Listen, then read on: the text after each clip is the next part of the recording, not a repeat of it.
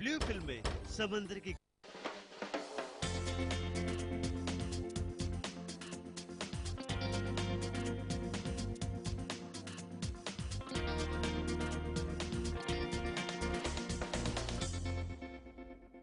यारों सब दुआ करो, मिल के फरियाद करो, दिल जो चला गया है उसे आबाद करो।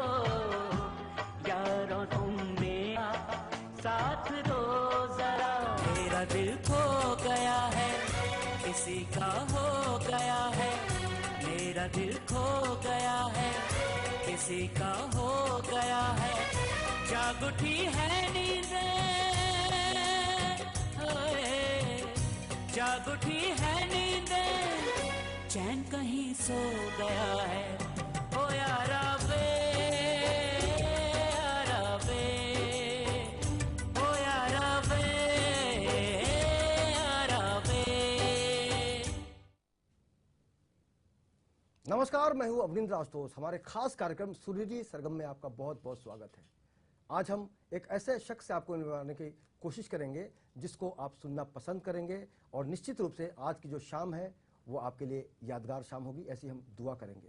और जाहिर सी बात है, जब बात दुआ की निकली है तो सबसे पहले हम दुआ सलाम कर लेते हैं। हमारे साथ खास मेहमान हैं रामशंकर जी। रामशंकर जी, आपका बहुत बहुत स्वागत है लेमन के खास कार्यक्रम। धन्यवाद, धन्यवाद आशुतोष जी, धन्यवाद। सबसे पहले हमने दुआ की बात की है और जाहिर सी बात है, अब जो बोलते हैं कि गेंद किसके पाले में है, तो अब पूरा गेंद आपके पाले में है। और सबसे पहले हमारे दर्शकों को अपने आलाप से आप अपना अभिवादन कर सकते हैं। मैं सबसे पहले वही गीत गुनगुनाना चाहूँगा जिस गीत से मेरी संगीत जगत में पहचान बनी है। तो दो बोल में उस गीत के गुनगुना के फिर आगे अपना जरूर शुरू करता हूँ।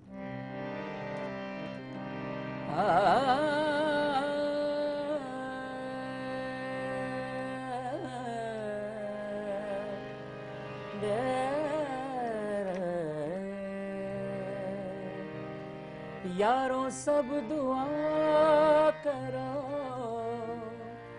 मिल के फरियाद करो, दिल जो चला गया है उसे आबाद करो। यारो तुम मेरा साथ दो जरा। वाकई इस गीत ने जी युवाओं को तो रिझाया ही, हम कह सकते हैं कि हर वर्ग के लोगों ने इसमें एक अपनापन देखा। और रामशंकर जी ने जो यात्रा शुरू की तो मील का पत्थर बन गया आपके करियर में ये गाना। रामशंकर जी, सबसे पहले आपसे ये जानना चाहेंगे कि इस गीत की जो भूमिका है, इसकी जो कहानी है, उससे रूबरू कराइए हमारे दर्शकों को कि कैसे इसका जन्म। ये गीत की कहानी ये है कि इस गीत में हमने एक एक्सपेरिमेंट किया था कि इस कव्वाली में, गीत नुमा कव्वाली है, इस गीत में हमारा जो मुखड़ा है वो मुखड़ा एक बार आने के बाद फिर रिपीट होता ही नहीं पूरे गाने के अंदर। तो एक एक्सपेरिमेंटल सॉन्ग था और बहुत कम म्यूजिशियनों के साथ, क्योंकि स्ट्रगल का टाइम था वो, तो बहुत कम म्यूजिशियनों के साथ एक एक्सपेरिमेंट के तौर पर ये हमने ये गाना रिकॉर्ड किया। उसके बाद जी म्यूज़िक एक नई कंपनी थी, ऑडियो कंपनी, उसको हमने दिया। उन्होंने बहुत खूबसूरत इसका वीडियो बनवाया और उस वक्त जी म्यूज़िक में जो हेड थे मिस्टर पांडे और मिस्टर हाशमी, उन्होंने बहुत इंटरेस्ट लेके इसका काम किया इस वीडियो पे। और ईश्वर की कृपा ऐसी हुई कि काम अच्छा था, सुरीला था। और उस वक्त वेस्टर्न सॉन्ग्स का बड़ा दौर था चैनल्स पे, और उस वेस्टर्न सॉन्ग्स के दौर में ये एक मीठा गाना, एक मेलोडियस सॉन्ग जब आया तो लोगों को बहुत मज़ा आया और सुन के अच्छा लगा, क्योंकि लिरिक्स भी बड़े अच्छे थे और उसमें सिंगिंग भी कोशिश करी मैंने, थोड़ा सूफियाना कलर उसमें मैंने दिया, सूफियाना रंग दिया। लेकिन रामशंकर जी, आपने बचपन से जो माहौल पाया उसमें संगीत रच बस गया था आपके बिल्कुल रग रग में। बिल्कुल। और आपका जो आने वाला कल है, यानी आपके जो सुपुत्र हैं, उनका भी बड़ा ही नाम हमने सुना रखा है और उनकी जो प्रतिभा है उसके भी हम कायल हो चुके हैं। तो सबसे पहले अपने परिवार के बारे में बताइए हमारे दर्शकों को कि रामशंकर किस तरह से आज इस मुकाम पर पहुंचे हैं। जी, अपने हिसाब से। मैं बड़ा सौभाग्यशाली अपने आप को मानता हूं और ईश्वर का बहुत धन्यवाद देता हूं कि मुझे संगीतमय परिवार में जन्म दिया ईश्वर ने। मेरे स्वर्गीय पिताजी शंकर जी और मेरे चाचा स्वर्गीय श्री शंभू जी, ये अपने ज़माने के बहुत मशहूर सूफ़ी कव्वाल, सूफ़ी गायक हुआ करते थे, शंकर शंभू जी के नाम से, शंकर शंभू कव्वाल के नाम से। और मैं सौभाग्यशाली हूँ कि मैंने संगीत की तालीम, प्रारंभिक तालीम क्लासिकल म्यूज़िक और लाइट म्यूज़िक दोनों अपने स्वर्गीय पिताजी और अपने स्वर्गीय चाचा जी, इन दोनों से मैंने हासिल की है। और मैंने 5 साल की आयु से संगीत की शिक्षा लेनी शुरू करी और 10 वर्ष की आयु में मैंने अपना पहला पब्लिकली शो, जो सन्मुखानंद हॉल में शबे गज़ल एक कार्यक्रम हुआ करता था सुर सिंगार संसद का, उसमें मैंने शुरुआत करी। और तब से लेके आज तक फिर पीछे मुड़ के देखा नहीं मैंने। और देश विदेश में अपने सूफ़ी गानों के, गज़लों के, भजनों के, माता की भेंटों के, ये सारे प्रोग्राम्स जो है मैं करता चला आ रहा हूँ। निश्चित रूप से आपको जब भी मौका मिलता है तो आप अपना अंदाज पेश करते हैं जो सबसे अलग है जी। और निश्चित रूप से अगर हम रामशंकर जी कहें कि आज अलग अलग कलाकार हैं, अलग अलग बड़े बड़े जानकार लोग हैं, आपने अपना जो स्थान अब तक बरकरार रखा है जी। वो सबसे अलग। तो कितनी चुनौती होती है? नहीं, चुनौती तो हर क्षेत्र में चुनौती तो है ही है, लेकिन आपके ऊपर ये चीज़ निर्भर करती है कि आप किस तरह से अपने आप को प्रेजेंट करें, किस तरह से अपने आप को लेके चलें। तो मैंने हमेशा ही जो है वो प्रतिस्पर्धा और भाग दौड़ और उसमें अपने आप को कभी नहीं मैंने लगाया। मैं अपने शांति से, बड़े इत्मीनान से, सुकून से जो काम मुझे मिला मैंने उसको बड़े प्यार से, मोहब्बत से किया। और यही मैं, मेरी आने वाली जनरेशन, जो मेरा बेटा है आदित्य शंकर, जो कि बहुत अच्छा म्यूज़िक डायरेक्टर और सिंगर भविष्य में आप लोगों के समक्ष उसका काम आएगा, आमीन। उसको भी यही मैंने शिक्षा दी है कि बेटा आप अपने काम पे फोकस करो, अपने काम पे ध्यान दो, ये मत देखो कि कौन क्या कर रहा है, कौन कितना आगे है, कौन कितना पीछे है। आप अपने कार्य पे, अपने काम पे ध्यान दीजिए। तो ईश्वर की कृपा से वो भी एज अ म्यूज़िक डायरेक्टर कुछ फिल्में कर रहा है, जिसमें मुख्य रूप से एक बॉम्बे टाकीज़ करके एक बहुत बड़ी कंपनी हुआ करती थी, जो कि फिर से वो कंपनी आ रही है इंडस्ट्री में। तो वो बॉम्बे टाकीज़ के मिस्टर अभय कुमार जी ने उनको साइन किया है as a music director. Director Kumar Adarsh ji ने अपनी फिल्म के लिए उनको साइन किया है, 2 फिल्मों के लिए एज अ म्यूज़िक डायरेक्टर। तो वो भी अपने संगीत के क्षेत्र में कार्य कर रहे हैं। और सबसे कम उम्र के संगीतकारों में से उनका नाम आ सकता जी है। जी, मैं समझता हूँ शायद। और मेरी 2 बेटियां हैं, बड़ी बेटी है इंदु, वो भी, उसको भी म्यूज़िक का अच्छा नॉलेज है। लेकिन जो मेरी छोटी बेटी है स्नेहा, वो तो एक ईश्वर की देन है, मैं समझता हूँ। चलिए रामशंकर जी, अपने पारिवारिक बातों को नहीं, मैं स्नेहा के बारे में बताना चाहूंगा सर कि बहुत जल्दी आप उसको भी बुलाओगे, बिल्कुल। क्योंकि वो 8 साल की है हाँ। और इतनी अद्भुत सिंगर है कि उसके गले में कुदरती जो है वो। चलिए आप अपनी पूरी फैमिली को यहाँ जी। से बैठ के ना हाँ। अपने अपने गीतों के जरिए, अपनी गजल के जरिए, आपकी कव्वाली के जरिए याद जरूर करिए कि 100%, बिल्कुल बिल्कुल बिल्कुल।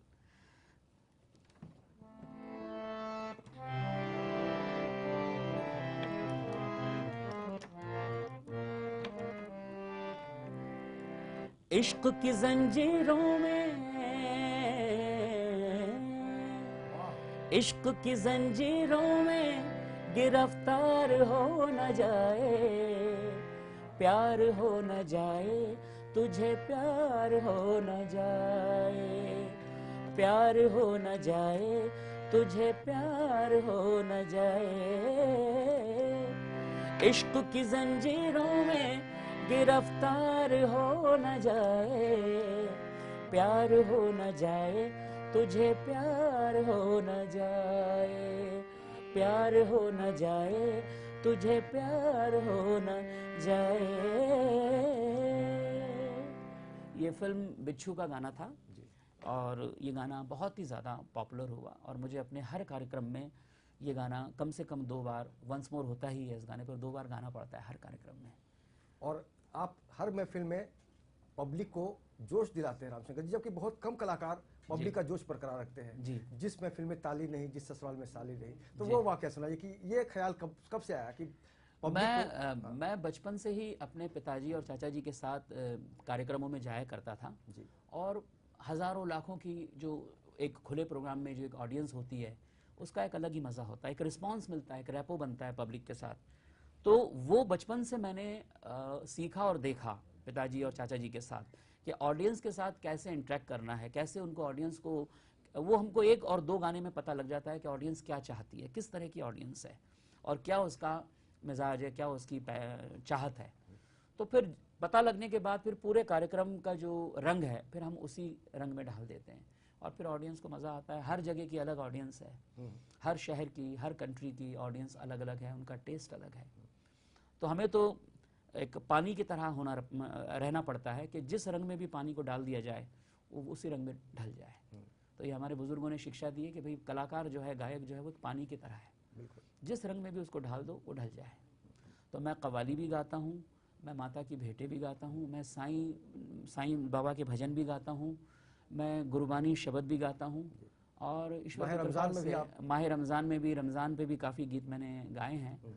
तो ये अभी रामशंकर जी अभी ईद गुजरी है जी, अभी बिल्कुल ताज़ा माहौल है, तो अगर रमज़ान को अगर हम याद करें फिर से तो हाँ। ज़रूर हम कुछ सुनना चाहेंगे आपसे। जी ज़रूर।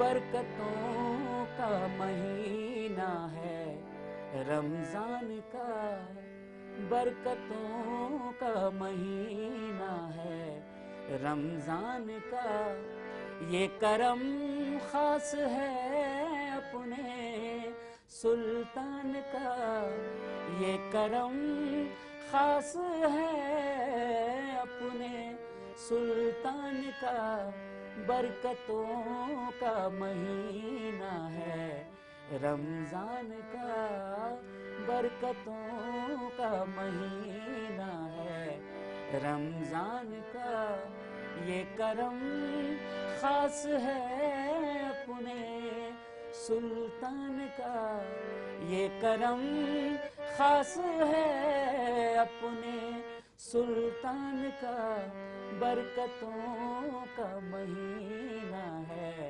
रमज़ान का। वाकई इस आवाज़ में इतना जादू है, इतनी खुशबू है कि कोई भी बरबस इनके दिल के करीब आ जाता है। जी रामशंकर जी, आपने कई लोगों को गवाया है जी उसमें हम अनूप जलोटा जी को देखा है हमने, जगजीत सिंह साहब हैं और उषा मंगेशकर जी हैं। जी मंगेशकर परिवार आपके बहुत करीब रहा है। जी निश्चित रूप से उसके बारे में बहुत कुछ जानना चाहते हैं लोग। जी, जी। और हम जानना चाहेंगे कि इस वक्त आप मंगेशकर परिवार के साथ किस तरह की भूमिका निभा रहे हैं।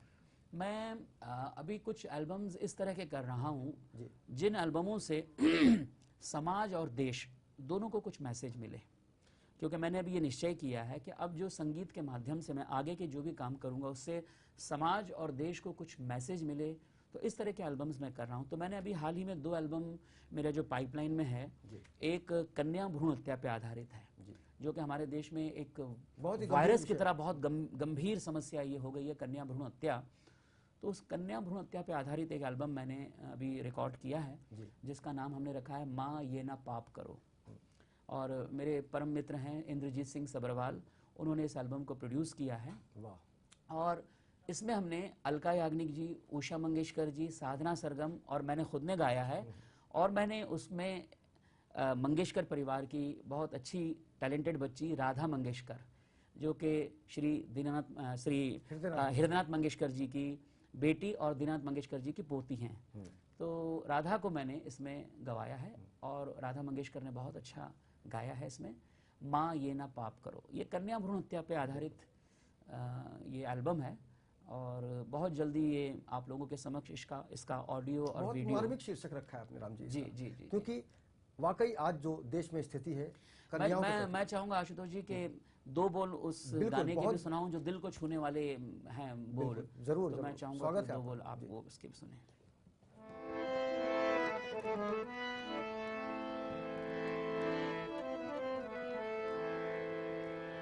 माँ ये न पाप करो, कुछ तो रब से डरो। क्या बात है, बहुत खूब। हो माँ ये न पाप करो, कुछ तो रब से डरो। ना कोख में मुझको मारो, ना हिम्मत माँ तुम हारो। ना कोख में मुझको मारो, ना हिम्मत माँ तुम हारो। मैं भी हूँ माँ खून तुम्हारा, कुछ इंसाफ करो। माँ ये ना पाप करो, कुछ तो रब से डरो। माँ ये पाप करो, कुछ तो रब से डरो। वाकई बहुत ही मार्मिक संदेश है और जी। एक रिक्वेस्ट है इसमें जी। कि कोख में जो बच्चा है वो अपनी माँ से रिक्वेस्ट कर रही है, रिक्वेस्ट कोख कर में रही जो बच्ची है वो अपनी माँ से रिक्वेस्ट कर रही है कि माँ ये रामशंकर ना जी पाप बहुत करो। अच्छी धुन सुनाई आपने, बहुत अच्छे बोल हैं धन्यवाद, इसके। धन्यवाद। और अगर हम उषा मंगेशकर जी की बात करें, आपने खुद गाया है इसमें, या अलका याग्निक, तो और भी हम सुनना चाहेंगे कि और क्या किस तरह के धुनें हैं इसमें, अगर आप चाहें तो। जिसमें काफी गाने जो कि एक उस पे आधारित है। और आपने जो गाया है उसका भी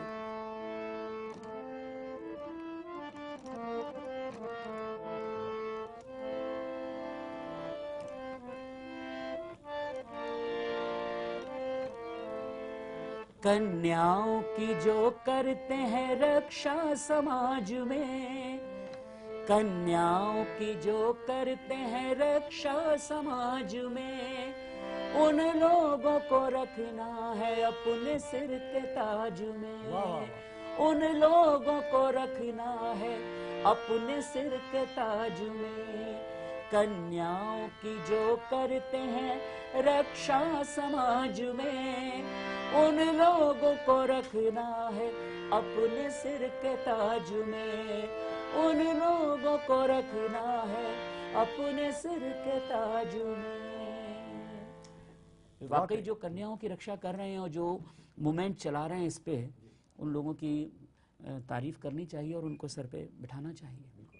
आपका एक अलग अंदाज रहा है, सूफियाना संगीत के भी आप सरताज माने जाते हैं। जी जी सूफियाना संगीत में आप जिन बातों का ध्यान रखते हैं रामशंकर जी, जी निश्चित रूप से उससे फीलिंग बढ़ जाती है, जी सुनने वाला भी आत्मसात कर लेता है अपने आप को। जी। तो अब सूफी संगीत का थोड़ा कुछ हम आपसे सुनना चाहेंगे। मैं आशुतोष भाई ये कहना चाहूँगा कि मैंने पहले भी कहा है कि लंबे बाल रख लेने से या गेटअप बना लेने से सूफी सिंगर नहीं हो जाता। जी बिल्कुल। लफ्ज़ सूफी क्या है उसकी नॉलेज होनी चाहिए।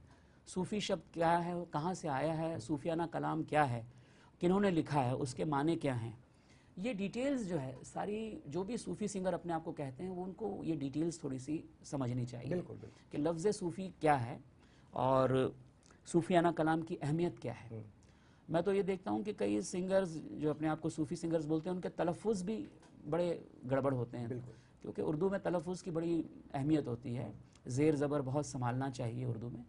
तो मेरी यही आने वाली जनरेशन से और जो सूफ़ी सिंगिंग या सूफ़ी कलामों को गाना चाहते हैं उनसे यही रिक्वेस्ट है सिंगरों से कि आप आएँ, आपका स्वागत है, लेकिन आने से पहले एक प्रॉपर जो एक तालीम लेनी चाहिए, वो थोड़ी सी किसी अच्छे शायर के साथ बैठ के, अच्छे उर्दूदां के साथ बैठ के उसकी तालीम लेनी चाहिए। और सूफियाना चीज़ों पे मैं एक बहुत बड़ा एल्बम कर रहा हूँ मैं भी, जो कि अंडर पाइपलाइन है, चल रहा है।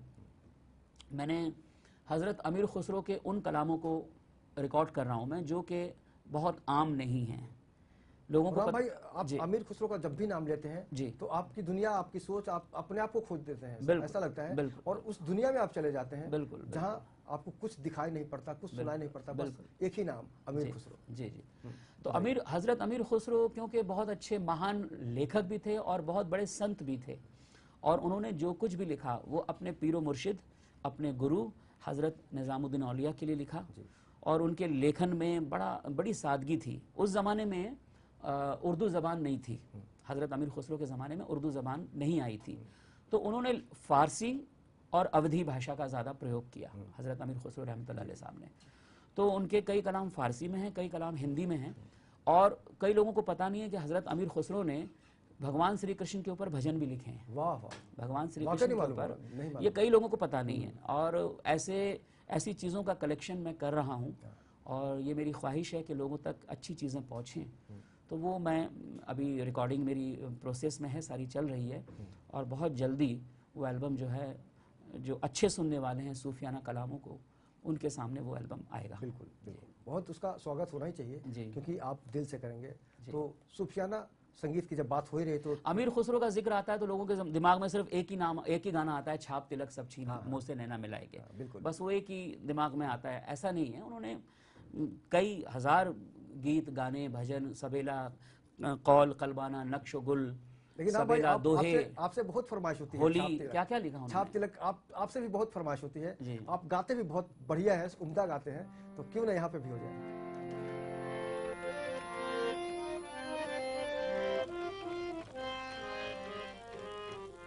छाप तिलक से पहले एक मैं सवेला और सुनाना चाहूंगा, जरूर। जो कि ज्यादा लोग नहीं गाते।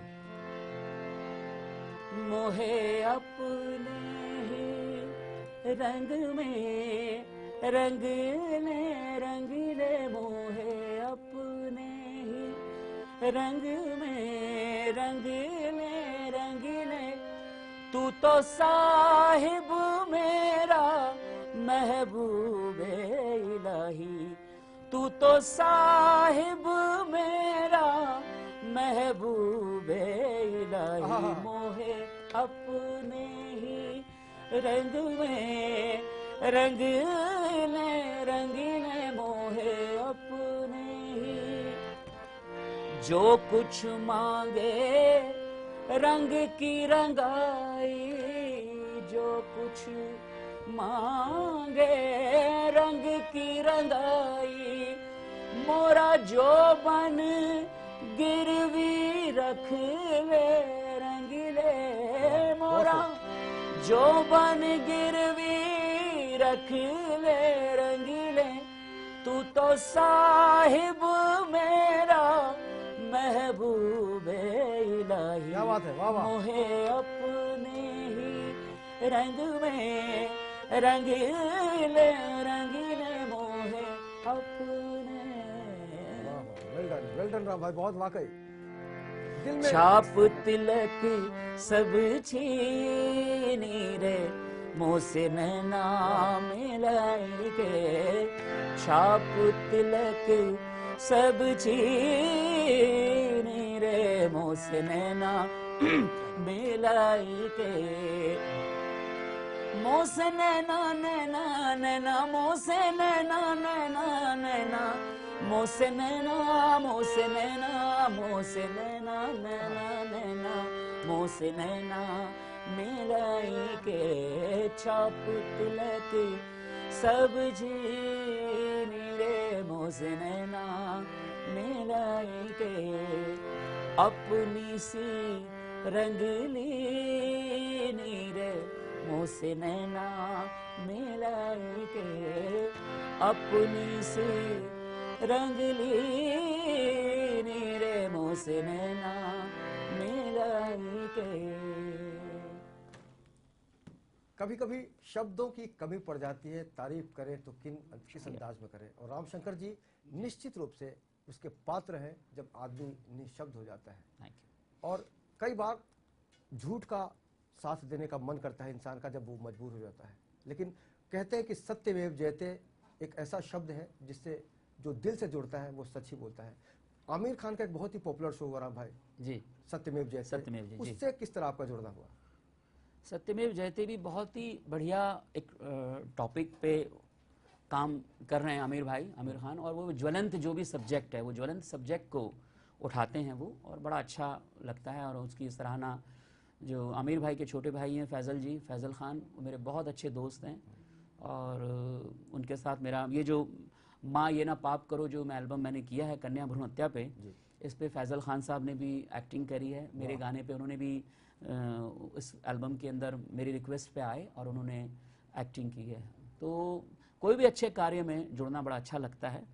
और मेरे डैडी कहा करते थे, पिताजी कहा करते थे कि हिंदू का ये कहना है कि मंदिर में आ, मुस्लिम का तकाजा है कि मस्जिद में आ, कहते हैं ईसाई के कलीसा में आ, सिखों का ये कहना है कि गुरुद्वारे में आ, आई ये आवाज़ के गंगा जमुना काशी काबा, तुझे इन झगड़ों से क्या मतलब, तुझे सजदे से मतलब है, जहाँ चाहे वहाँ कर ले। वाह वाह वाह।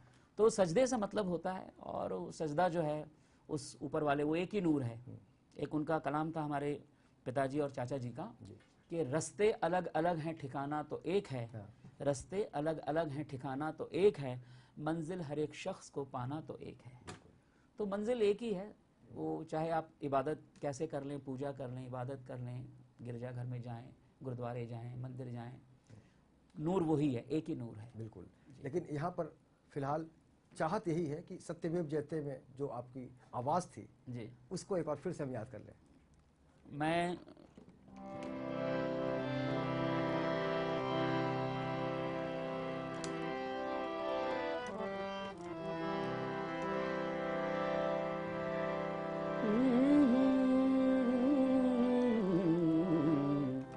थोड़ा सा आशुतोष जी मैं शब्दों को भूल रहा हूँ क्योंकि हम लोग आप गुनगुना भी देंगे राम भाई तो हम लोग समझ लेंगे। क्या होता है कि वो स्क्रिप्ट होती है सामने, देखते हैं, गाते हैं, फिर वो दिमाग से चीज निकल जाती है।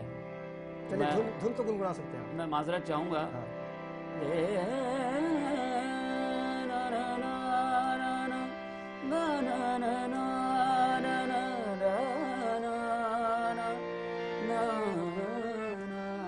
ऐसे कुछ था। अगले शो में उसकी स्क्रिप्ट लेके आऊंगा। अभी थोड़ी देर पहले हमने गंगा जमुना की बात की, जी गंगा जमुना संस्कृति की बात कर रहे थे हम लोग। जी जी जी और गंगा एक पवित्र नदी है जो बहुत ही विलुप्त होने के कगार पर है, और मोदी सरकार ने एक कोशिश की है कि गंगा को पुनर्जीवित किया जाए। बहुत अच्छा ये प्रयास है और बहुत अच्छी ये एक चीज है। हमने सुना कि उस पूरे जो पूरा प्रोजेक्ट है उसमें आप भी अपने तरीके से अपना योगदान दे रहे हैं। बिल्कुल, उस बारे में जानना चाहेंगे आपसे। बिल्कुल। मैं श्रीमान नरेंद्र मोदी जी की बहुत इज्जत करता हूं और उनके विचारों की, उनके जो भी भावनाएं हैं उनकी बहुत कद्र करता हूं। और उन्होंने जो ये गंगा माँ पे और गंगा जी पे जो ये एक प्रोजेक्ट शुरू किया है, ये बहुत ही बड़ी बात है, क्योंकि गंगा एक हमारे भारतवर्ष की धरोहर है जी। और एक हमारे धार्मिक भावनाओं से जुड़ी हुई है गंगा। तो हम कलाकार लोग ज़्यादा कुछ नहीं कर सकते, लेकिन अपनी कला के माध्यम से कम उस प्रोजेक्ट को, उस चीज़ को थोड़ा सा लोगों तक पहुंचा सकते हैं। तो मेरे एक मित्र सुगंध वार्षिने, उनके साथ मिल के मैंने एक एल्बम किया है नमामि गंगे। जो प्रोजेक्ट का नाम है, उसी प्रोजेक्ट के नाम पे हमने माँ गंगा के ऊपर एक प्रोजेक्ट बिल्कुल किया है, जिसमें वही उषा मंगेशकर जी, उनसे ही मैंने बड़ा रिक्वेस्ट करके गवाया है। साधना सरगम जी हैं, मैं खुद हूँ, और बड़ा सुंदर प्रोजेक्ट है। मैं चाहूँगा कि बिल्कुल दो बोल, गंगा की प्रवाह की तरह दो रामशंकर बोल की मैं उस भजन की भी सुना। आवाज का जो प्रवाह है वो भी पेश है, खिदमत है आपकी।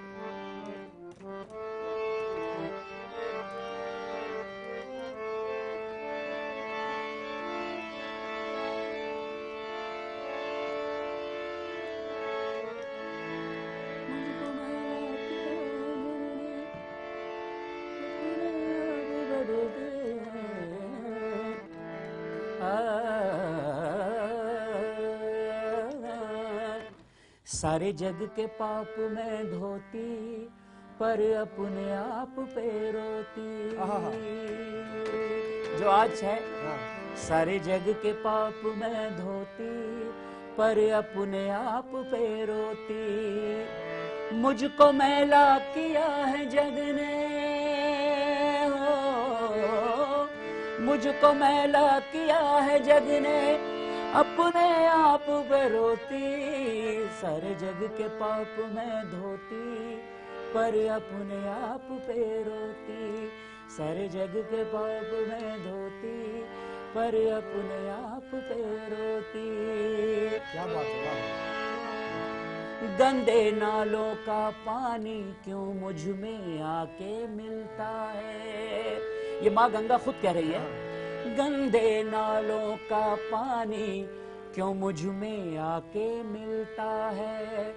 कल युग में मेरा मान नहीं है, इससे पता ये चलता है।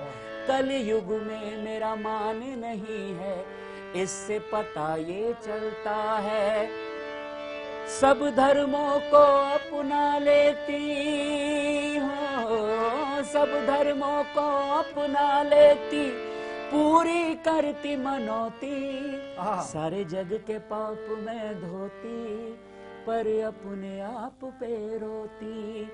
सारे जग के पाप में धोती, पर अपने आप पे रोती। वाकई एक बहुत बड़ी विडंबना है कि भारत जैसे संस्कृति प्रधान देश में गंगा को अपने लिए फरियाद करना पड़ रहा है। जी। कितनी तकलीफ हुई आपको ये महसूस करते हुए आपने? नहीं, ये वाकई एक बड़ा दुख का विषय है कि माँ गंगा का जो आज जो हाल है वो थोड़ा ठीक नहीं है। तो हमारी बड़ी श्रद्धा जुड़ी हुई है। हम ये मानते हैं कि गंगा में अगर स्नान कर लें तो जन्मों जन्मों के पाप धुल जाते हैं।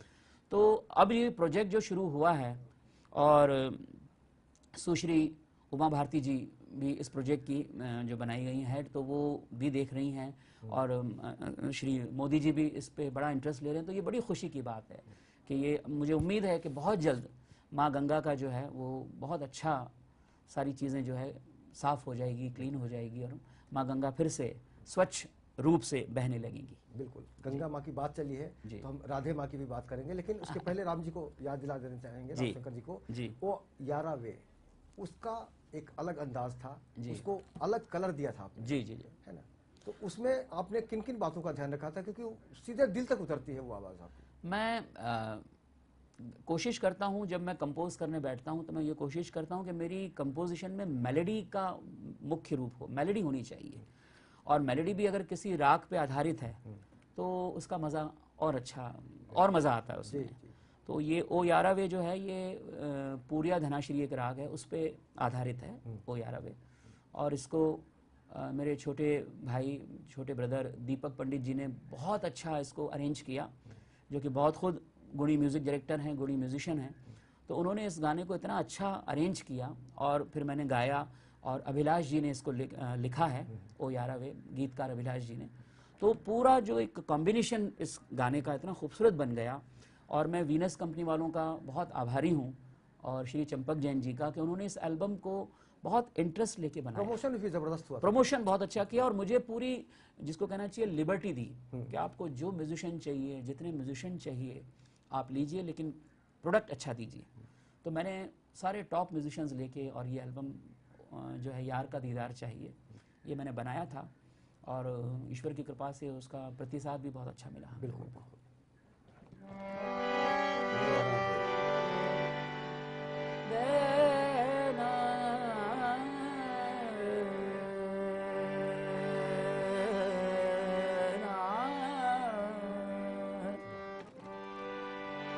ओ यारावे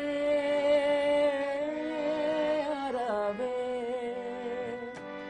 ओ यारावे यारावे, मेरा दिल खो गया है, किसी का हो गया है, मेरा दिल खो गया है, किसी का हो गया है, जाग उठी है नींद, जाग उठी है नींद, चैन कहीं सो गया है। ओ यारावे यारावे, ओ यारावे यारावे। वाकई बहुत कमाल का अंदाज है इसमें दिखता है, और खुशबू दिखती है रागों की।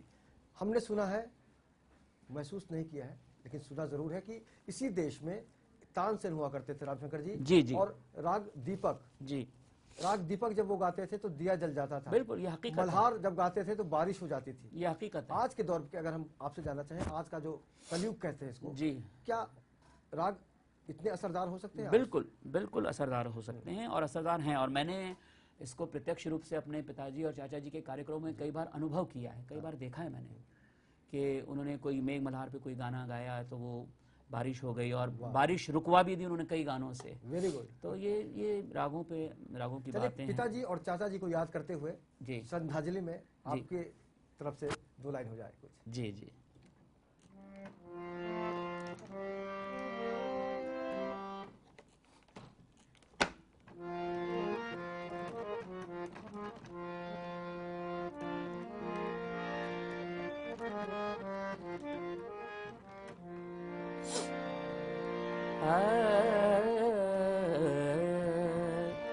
बड़ी मशहूर उनकी कव्वाली थी कि रास्ते अलग अलग हैं, ठिकाना तो एक है, मंजिल हर एक शख्स को पाना तो एक है।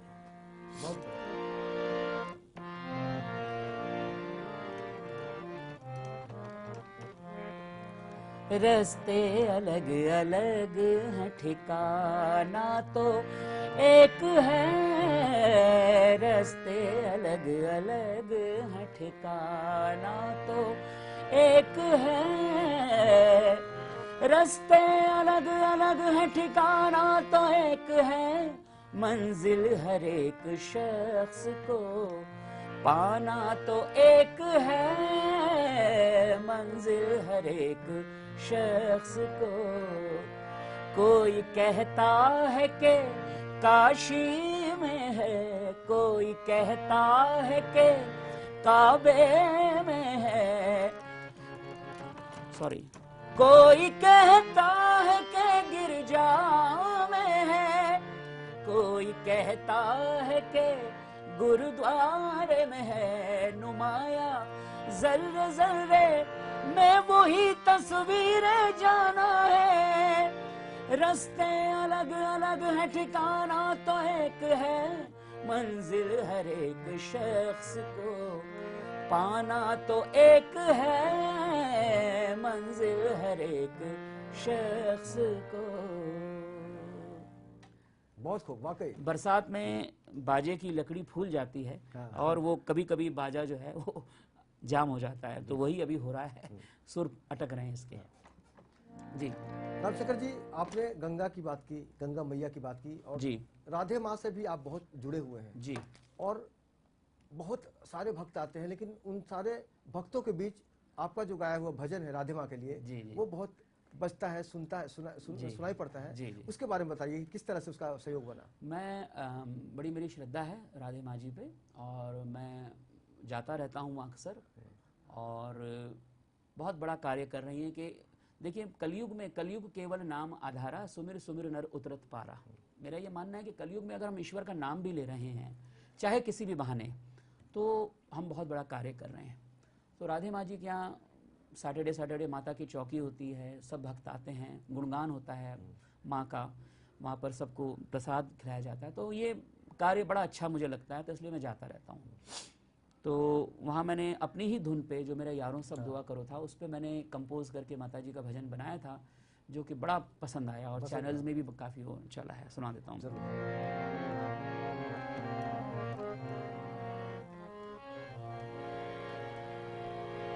राधे माँ दया करो, मेरे सर पे हाथ रखो। राधे माँ दया करो, सर पे मेरे हाथ रखो। पूरी एक छोटी सी मेरी आशा करो, अपना बना लो सेवादार माँ। वाह वाह वाह। अपना बना लो सेवादार माँ। राधे माँ दया करो, मेरे सर पे हाथ धरो। पूरी एक छोटी सी मेरी आशा करो, अपना बना लो सेवादार माँ। ये एक मैंने राधे माँ भक्ति भी है, और इसमें जो विश्वास और जो प्रेम है जी, उसको हम महसूस कर सकते हैं। बिल्कुल बिल्कुल। रामशेखर जी, आप पूरी दुनिया में घूमते रहते हैं जी, देश में, विदेश में, गांव में, खेड़े में जी। ऐसी कोई यादगार घटना आपसे हम सुनना चाहेंगे जिसको आप आजीवन भूल नहीं पाए, और वो गीत कौन सा था जिसकी सबसे ज्यादा फरमाइश हुई? ऐसी कई घटनाएं आशुतोष जी है, कार्यक्रमों में होती रहती है। और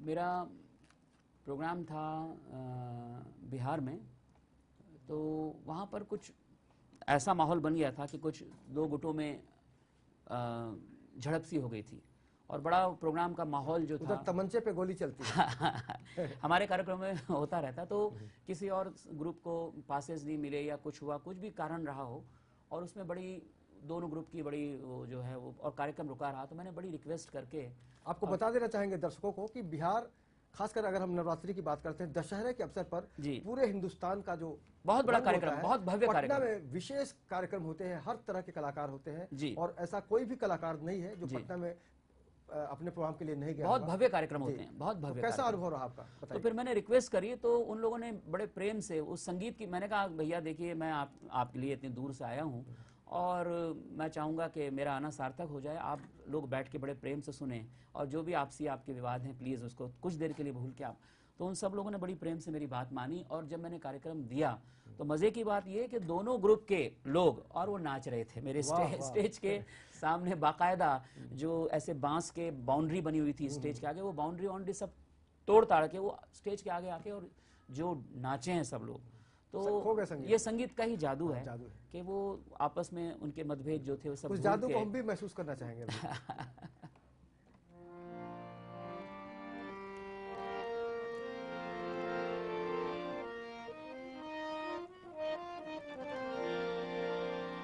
अरे धोखा हुई गवाह हमका बम्बई के बाजार माँ, धोखा हुई गवाह हमका बम्बई के वाह वाह। बाजार माँ, घाटा हुई गवाह हमका प्यार के व्यापार माँ, धोखा हुई गवाह हमका बम्बई के बाजार माँ। इस तरह के कई मेरे गीत हैं जिनकी मेडली बना के, अब उसमें पूर्वी भाषा भी है, उसमें भोजपुरी भाषा भी है, और कई भाषाओं को मिला के फिर वो मेडली बना के हम जब गाते हैं तो बड़ा आनंद आता है। फिर उसमें कव्वाली भी हम मिला देते हैं। फिर उस वक्त तो ये होता है कि भाई पब्लिक को खुश करना है, जो भी आई है सुनने के लिए, जनता जनार्दन, उनको खुश करना। अभी मेरी आवाज़ थोड़ी सी बैठी हुई है क्योंकि मैं पंजाब से आ रहे हैं। मैं पिछले हफ्ते हंसराज पंजाब हंस जी ने आपको बुलाया था, वहाँ जी, कैसा माहौल रहा? पिछले हफ्ते पंजाब गया था कार्यक्रम में। महान गायक हंसराज हंस जी ने मुझे इनवाइट किया था, उनके गुरुजी की बरसी थी, तो वहाँ पर मुझे बुलाया गया था और वहाँ लाखों की तादाद में पब्लिक थी और सब सुनने वाले। तो जब सुनने वाले सामने नज़र आते हैं तो फिर हम लोग भूल जाते हैं कि गले का क्या हाल होगा। तो वहाँ भी यही हाल रहा कि जो गाए हैं हम, तो फिर आवाज़ भी बैठ गई और अभी तक उस जो है थोड़ी सी बैठी हुई आवाज़ मेरी। लेकिन ऐसा मस्त जो कार्यक्रम हुआ है कि मज़ा आ गया वहाँ पर, मुझे खुद को भी बहुत मज़ा आया। और उनका एक बहुत ही लोकप्रिय गीत है, नित खैर मंगा सोनिया मैं तेरी दुआना कोई होर मंगदी, हो वो सजना दी उमर लमेरी दुआना कोई होर मंगदी। आप उनके फैन हैं, वो आपके फैन हैं। अरे सर और आप दोनों जब एक साथ एक मंच पे आते हैं तो निश्चित रूप से समझा जा सकता है कि माहौल बिल्कुल अलग हो जाता है। रामशंकर जी, कितना मतलब सीखने को मिलता है बाकी लोगों को इस तरह का जब आयोजन होता है? तो इस तरह के आयोजन बहुत ही कौमी एकता, सबसे पहली तो बात है कौमी एकता को दर्शाते हैं इस तरह के जो आयोजन होते हैं। मैंने देखा कि वहाँ पर हर मज़हब के लोग आए थे उस कार्यक्रम में और बड़ा सबने हाज़िरी दी, सबने एंजॉय किया और बड़े अच्छे अच्छे कलाकार वहाँ पर मैंने सुने और मैंने भी बड़ी श्रद्धा से हाज़िरी दी। और वो जो बापू लाल बादशाह जो है, जिनका वहाँ पर उर्स मनाया जा रहा था, बरसी मनाई जा रही थी, उनकी गद्दी आजकल हंसराज भाई संभाल रहे हैं। अच्छा। और तो बड़े प्रेम से उन्होंने उस फंक्शन को मनाया और बड़ा सम्मान सभी कलाकारों को दिया। सारे काफ़ी कलाकार थे उसमें, तो बड़ा ऐसे कार्यक्रमों में बड़ा आनंद आता है जहाँ पर सुनने वाले सामने हों, और तो फिर हम वो आवाज़ का फिर क्या हाल होता है।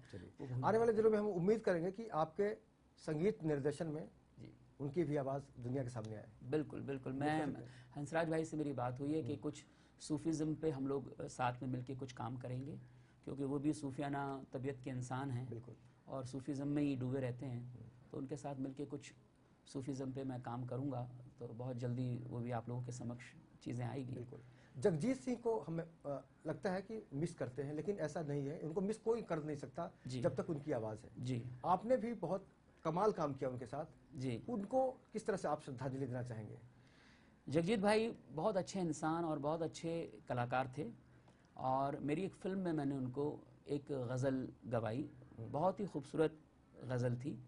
तो उसका भी एक किस्सा है कि वो उस गज़ल की रिकॉर्डिंग के लिए जब प्रोड्यूसर ने उनको अप्रोच किया तो उन्होंने मना कर दिया कि नहीं, मैं ऐसे गाता नहीं हूँ सब फिल्मों में, बहुत सेलेक्टिव फिल्मों में और बहुत सेलेक्टिव लोगों के साथ काम करता हूँ। अच्छा, फिर पूछा अच्छा म्यूज़िक किसका है, तो बोले राम शंकर जी का है, शंकर शंभू जी का। अच्छा, क्योंकि मेरे छोटे ब्रदर जगजीत भाई के साथ सालों काम किया उन्होंने एज ए वायलिनिस्ट, दीपक पंडित जी ने, तो उस वजह से और मेरे पिताजी के एक रिस्पेक्ट की वजह से जी। तो उन्होंने कहा ठीक है, राम को बोलो मुझे बात करे। फिर मेरे से बात हुई फ़ोन पे, तो मुझे बोले कंपोजिशन सुनाने आ मुझे। तो मुझे मालूम था कि उनको गवाना है तो उनके स्टाइल की ही कंपोजिशन मुझे बनानी है और उन्हीं के स्टाइल की गज़ल लिखवानी है।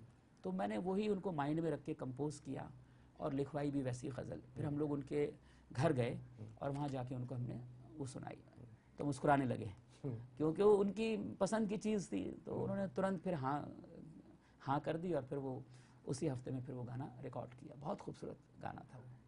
सज़ाएं पाई है कुछ ऐसी दिल लगाने की, उसका मुखड़ा है, मतला है, सजाएं पाई हैं कुछ ऐसी दिल लगाने की, ना अब रोने की ताकत है ना मुस्कुराने की। वाह वाह वाह वाह। सजाएं पाई हैं कुछ ऐसी दिल लगाने की, ना अब रोने की ताकत है ना मुस्कुराने की। और बड़े बड़े प्यार से उन्होंने वो गाना गाया, बहुत ही दिल से वो गाना गाया। और मैं लकी हूँ कि मैंने अपने म्यूज़िक डायरेक्शन में ऐसे महान गज़ल गायक को मैंने गवाया। जी जी आज के दौर की अगर हम बात करें रामशंकर जी, तो संगीत की जो उम्र है जी उस पर हमेशा सवाल उठते हैं जी कि सुबह जो गीत बजता है शाम तक कोई गारंटी नहीं कि वो सुनाई पड़े। बिल्कुल। इसको किस तरह से आप देखते हैं? देखिए, इसके पीछे एक बहुत रीज़न है, लॉजिक है। पहले जो म्यूज़िक डायरेक्टर्स काम करते थे, मैं मेरे पिताजी के साथ बचपन में रिकॉर्डिंग में जाया करता था। जी। तो हम लोग देखते थे कि 60-70 म्यूजिशियन बड़े से स्टूडियो में बैठे हुए हैं और सुबह से शाम तक एक ही गाने की रिहर्सल चल रही है, एक ही गाने की प्रैक्टिस चल रही है। सिंगर भी प्रैक्टिस कर रहा है, म्यूजिशियंस भी प्रैक्टिस कर रहे हैं, हर म्यूजिशियन अपने अपने पीस पे लगा हुआ है प्रैक्टिस करने के लिए, और शाम को जाके वो गाना रिकॉर्ड होता था। तो उस गाने में जो आत्मा थी, उस आत्मा जो है वो नज़र आती थी, उस ट्यून की, उस म्यूज़िक की, उस लिरिक्स की, क्योंकि वो रम जाते थे उसके अंदर।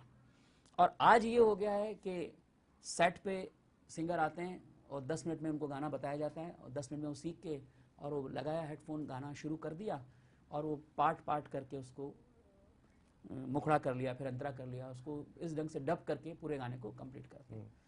तो ठीक है, आज टेक्निक्स नई आ गई है और उसका फ़ायदा भी मिलना चाहिए, लेकिन जो एक रूह का काम है वो थोड़ा सा नज़र नहीं आता। हाँ, कुछ सिंगर्स हैं जो कि इस टेक्निक्स में भी बहुत अच्छा काम कर रहे हैं, इस टेक्निक्स को भी अपना के और वो चीज़ें दे रहे हैं, मगर सबके साथ वो चीज़ मतलब लागू नहीं होती। रामशंकर जी, कई बार हमको लगता है कि कोई चीज़ जो है हमारे ऊपर थोपी जा रही है जी। कभी शायद आपको भी फील हुआ होगा जी। क्योंकि एक स्टार जो होता है, अगर हम खान बंधुओं की बात करें, शाहरुख खान, सलमान खान जी। या आमिर खान, जी। सैफ अली खान भी हैं, लेकिन वो थोड़े से अलग है इस मामले में। जी। फिल्मों के जरिए इन्होंने अपना एक अलग मुकाम बनाया है। बिल्कुल। बहुत अच्छे एक्टर जरूर हैं ये, बिल्कुल। लेकिन इनको भी गाने को कहा गया और दर्शकों ने वाह वाह कहा। जी। तो आप कैसे देखते हैं इनका जो संगीत है, गीत जो है, जी। उसको आप जज के तौर पर कैसे देखते हैं? नहीं, क्या है कि वो सब जो है वो ज़माने के हिसाब से चलना पड़ता है सबको, चाहे वो कोई भी एक्टर हो, प्रोड्यूसर हो, डायरेक्टर हो। जैसी चीज़ें पब्लिक चाह रही है, जिस ढंग का म्यूज़िक चल रहा है, तो उसी के हिसाब से चीज़ें देनी पड़ती है। तो म्यूज़िक अच्छा ही आ रहा है जो भी आ रहा है, मगर मैं चाहता हूँ कि और भी मेलोडी जो है, मेलोडी मिस करता हूँ मैं। आजकल के गानों में जो है जो मेलोडी होना चाहिए वो मैं मिस करता हूँ। और मैंने कुछ ही गाने रिकॉर्ड किए हैं और कुछ ही फिल्में कर रहा हूँ मैं, जिसमें गोविंदा जी के साथ एक फिल्म कर रहा हूँ मैं, जो कि वो प्रोड्यूस कर रहे हैं और उसके लिए मैंने गाना भी रिकॉर्ड किया है। तो वो अच्छे म्यूज़िकल परिवार से हैं, उनको अच्छा म्यूज़िक पसंद आता है, अच्छे मेलोडियस गाने उनको पसंद आते हैं। तो मैंने कुछ गाने किए हैं, तो मैं कोशिश करता हूँ कि मेरे गानों में कम से कम मेलोडी नज़र आए लोगों को, अच्छे लिरिक्स नज़र आए, लिरिक्स में भी बात हो और मेलोडी में भी बात हो। रामशंकर जी, हमने सुना है कि गीत में वाकई शक्ति होती है, बिल्कुल। वो तो महसूस करा ही दिया आपने जी। नरेंद्र मोदी जी ने पिछले दिनों कहा था अच्छे दिन आएंगे जी। आपने उनको प्रमोट किया, आपने अपना सपोर्ट दिया और कुछ आपने गीत भी बनाया था उनके ऊपर, जी। नरेंद्र मोदी के ऊपर। हाँ। तो हम जरूर 2 लाइन सुनना चाहेंगे आपसे। मैंने एक स्वागत गीत श्रीमान मोदी जी के लिए मैंने रिकॉर्ड किया था, स्वागत गीत था वो।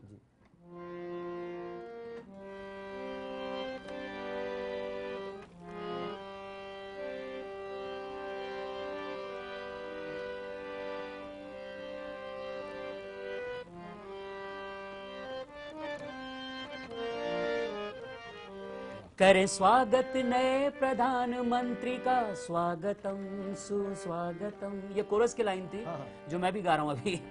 करे स्वागत नए प्रधानमंत्री का, स्वागतम सुस्वागतम, इस देश की नई क्रांति का, स्वागतम सुस्वागतम, मोदी जी वादा निभाएंगे, अब अच्छे दिन ले आएंगे, मोदी जी वादा निभाएंगे, अब अच्छे दिन ले आएंगे, करे स्वागत नए प्रधानमंत्री का, स्वागतम सुस्वागतम।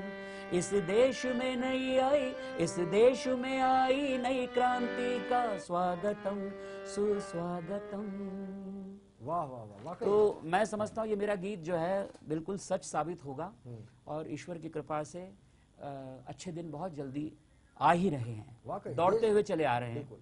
हर कोई चाहता है कि देश की स्थिति बदले जी। और एक उम्मीद के तौर पर मोदी जी को लोगों ने चुना, जी, लेकिन वाकई अभी इंतजार की घड़ियां खत्म नहीं हुई हैं। इस पे एक शेर मेरे को याद आ गया कि इतना रहे ख्याल सताने के साथ साथ, इतना रहे ख्याल सताने के साथ साथ हम भी बदल रहे हैं ज़माने के साथ साथ। वाह वाह वाह, तो इस देश को बहुत सी चीज़ों ने बहुत ही परेशान किया था, तो बहुत सी परेशानियां थी देश में, तो वो परेशानियां धीरे धीरे कम होंगी, सारी जो वातावरण जो है वो सुधरेगा, अच्छा होगा, तो धीरे धीरे बदलेगा, सारा माहौल जो है बदलेगा। और गीत उम्मीद संगीत है। गीत संगीत से जोड़कर हमने रामशंकर जी को सुना, सुनते रहे, सुनते रहेंगे।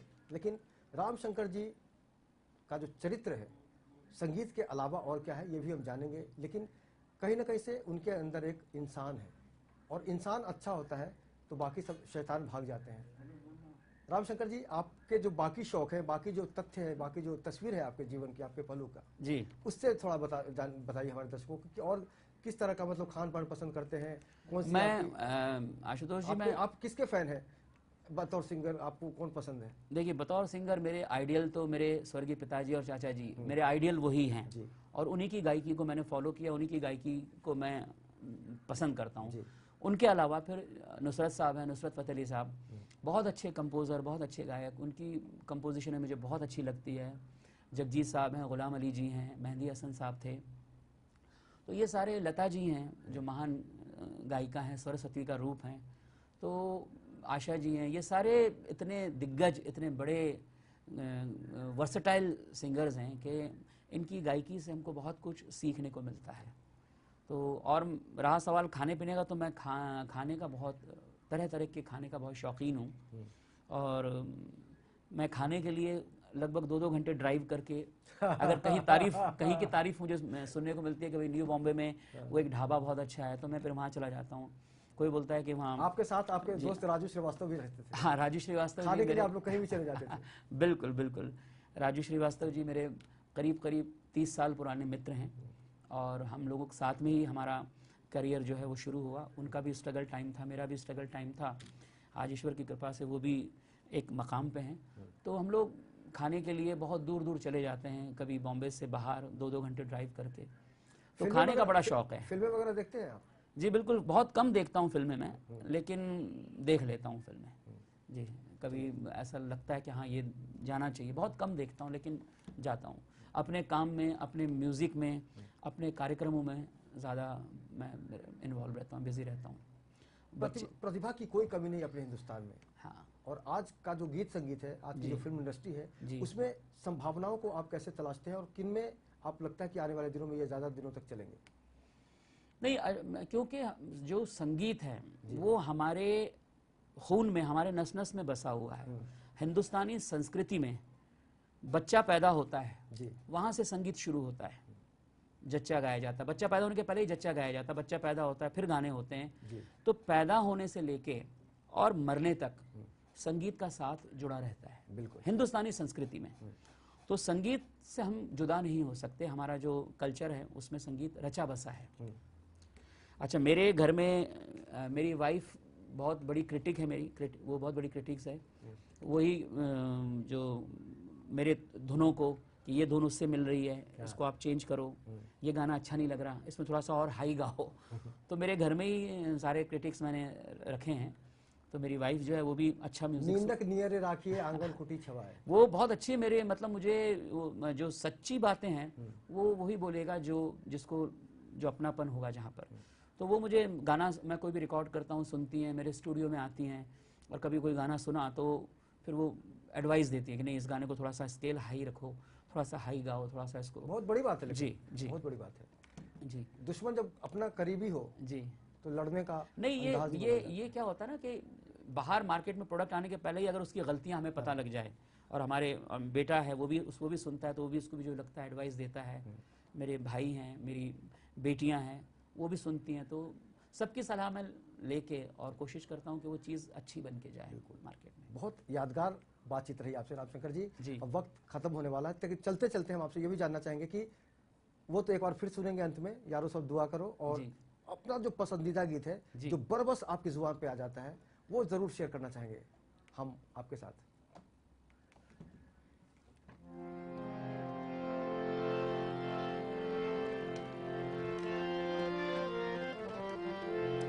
हमारे पिताजी और चाचा जी को जो ख्याति मिली थी वो अजमेर शरीफ की दरगाह हज़रत ख्वाजा गरीब नवाज रहमतुल्लाह अलैह की दरगाह शरीफ से जी। कव्वाली में जो उनका नाम हुआ था वहीं से हुआ था। वाह। तो उनकी मशहूर कव्वाली है जो मैं हमेशा गुनगुनाता रहता हूँ, जी। और आखिर में उन्हीं की दुआओं के साथ ये चीज़ जो है ख़त्म करेंगे। जरूर। जलवा जरा दिखा दे अजमेर वाले ख्वाजा, जलवा जरा दिखा दे अजमेर वाले ख्वाजा, दिल की लगी बुझा दे, दिल की लगी बुझा दे अजमेर वाले ख्वाजा, जलवा जरा दिखा दे।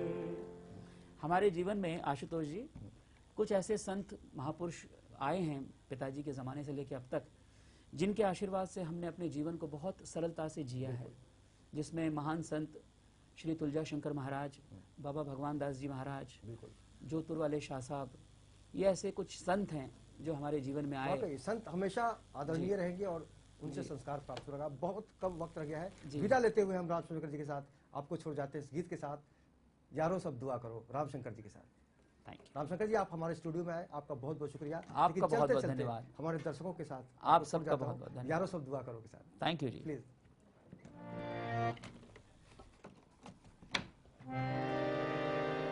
यारों सब दुआ करो, मिल के फरियाद करो, दिल जो चला गया है उसे आबाद करो।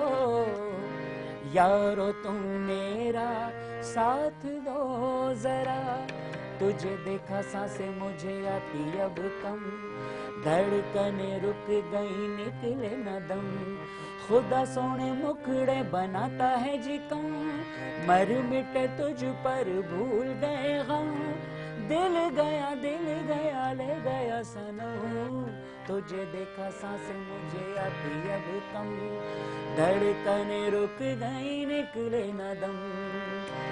यारों सब दुआ करो, मिल के फरियाद करो, दिल जो चला गया है उसे आबाद करो।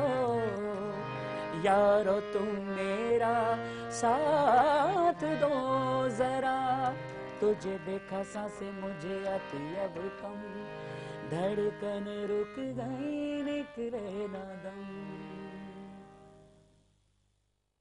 यारो सब दुआ करो, मिल के फरियाद करो, दिल जो चला गया है उसे आबाद करो। यारो तुम मेरा साथ दो जरा, मेरा दिल खो गया है किसी का हो गया है, मेरा दिल खो गया है किसी का हो गया है, जाग उठी है नींदें, जाग उठी है नींदें, चैन कहीं सो गया है, ओ यारा बे